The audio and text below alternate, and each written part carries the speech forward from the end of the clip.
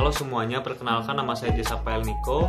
Pada kesempatan kali ini saya akan memberikan tanggapan-tanggapan saya mengenai pertanyaan yang diberikan oleh Pak Wisnu Raihan Aditya, yaitu dosen saya di Universitas Negeri Medan. Terdapat 3 pertanyaan mengenai permasalahan-permasalahan dalam dunia agribisnis. Mungkin untuk pertanyaan lebih jelasnya akan saya cantumkan di deskripsi. Baik, soal yang pertama, agribisnis dapat dipandang sebagai suatu sistem pertanian yang memiliki beberapa komponen subsistem, yaitu subsistem usaha tani yang memproduksi bahan baku, subsistem pengolahan hasil pertanian, dan juga subsistem pemasaran hasil pertanian. Terdapat beberapa permasalahan yang seringkali ditemui dalam manajemen agribisnis. Di antaranya terdapat pengalihan fungsi lahan, produktivitas mengalami penurunan, kegiatan impor produk pertanian yang semakin meningkat, ketidakberdayaan pemerintah untuk membendung kegiatan impor, kendala dalam teknologi mesin juga, dan lain-lain. Ini tercermin dalam berbagai persoalan yang ada pada sektor pertanian, seperti masalah perebutan bahan baku untuk kebutuhan pangan dan energi. Jutaan hektar tanah telah beralih fungsi, masalah penggunaan lahan secara sepihak, kurangnya inovasi ide dalam perkembangan infrastruktur agribisnis, kemajuan teknologi yang tidak bisa bersaing dengan negara tetangga, dan lain-lain. Lalu pertanyaannya, menurut Anda, bagaimanakah persoalan ini bisa diselesaikan dengan baik, kemudian menemukan kesepakatan yang tidak merugikan satu pihak manapun, dan menemukan jalan keluar atas banyaknya permasalahan ini sehingga agribisnis bisa berkembang dengan baik di Indonesia? Baik, saya akan menjawab pertanyaannya. Saya akan memberikan beberapa solusi menurut saya. Yang pertama yaitu pemerintah harus mengeluarkan sebuah kebijakan penetapan harga. Tentu saja bukan hanya kebijakan pemerintah yang harus mereka buat. Ada juga menurut saya yaitu sebuah program yang tentunya dapat menguntungkan pihak atau pelaku agribisnis manapun. Seperti contohnya yaitu memberikan program peminjaman dengan bunga yang kecil, misalnya yaitu pinjaman untuk membeli mesin pengolah atau misalnya alat-alat bertani, ataupun juga pinjaman untuk membeli lahan, ataupun misalnya membuat sebuah program kredit perumahan yang dikhususkan untuk para petani atau juga pelaku agribisnis lainnya, agar para petani ataupun pelaku agribisnis tersebut dapat termotivasi dan berkembang dan tetap berkecimpung dalam dunia agribisnis. Itu jawaban menurut saya untuk pertanyaan nomor 1. Baik, langsung saja masuk ke pertanyaan nomor 2. Pertanyaannya yaitu, agribisnis mudah diucapkan namun sulit direalisasikan. Idealnya agribisnis bisa dijadikan patokan untuk kesejahteraan petani yang merupakan senjata yang ampuh untuk memicu pertumbuhan ekonomi daerah. Namun penerapannya ditemukan kendala, masih adanya kualitas SDM yang rendah, lemahnya manajemen, keterbatasannya modal pembiayaan untuk meningkatkan produksi, ketidakpastian harga dan hasil panen, serta pola usaha tani yang terpencar dengan skala yang kecil. Kita langsung masuk saja ke pertanyaannya.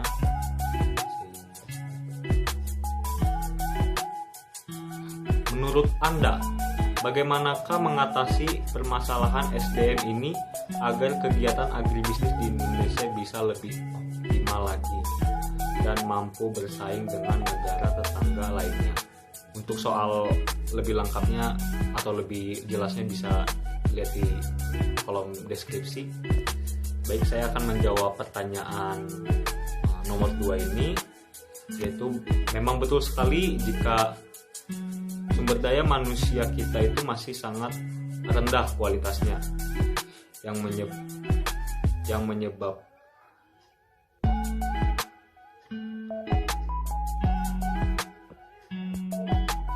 Baik, saya akan menjawab pertanyaan nomor 2. Memang betul sekali apabila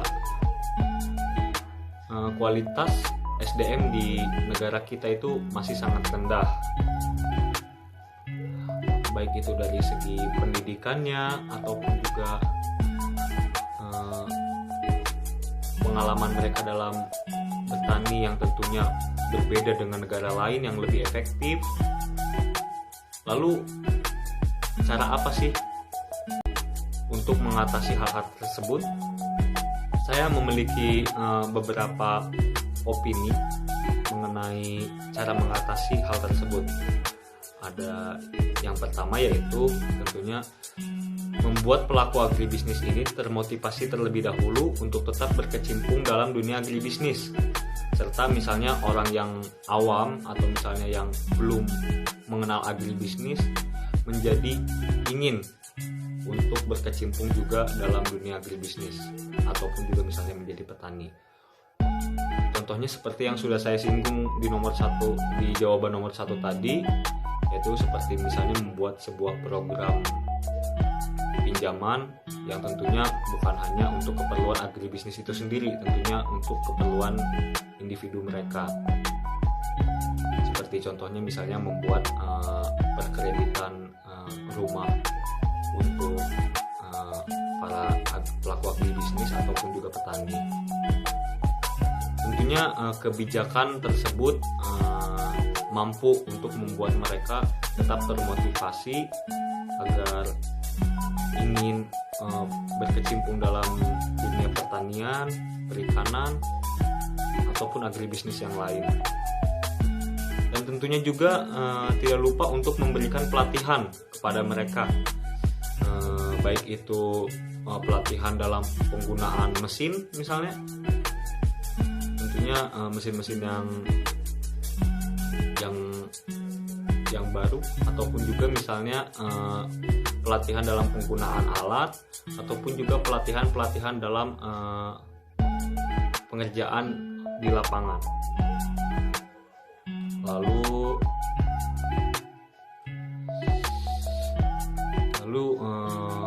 pentingnya untuk memikat anak muda agar tertarik berkecimpung dalam dunia agribisnis. Contohnya yaitu memberi beasiswa bagi mereka yang memiliki prestasi dalam kejuruan yang berkaitan dengan agribisnis, misalnya ya pertanian, perikanan, ataupun juga peternakan. Memberikan beasiswanya dapat berupa memberikan mereka kemudahan untuk melanjutkan jenjang yang lebih tinggi, ataupun juga memberikan mereka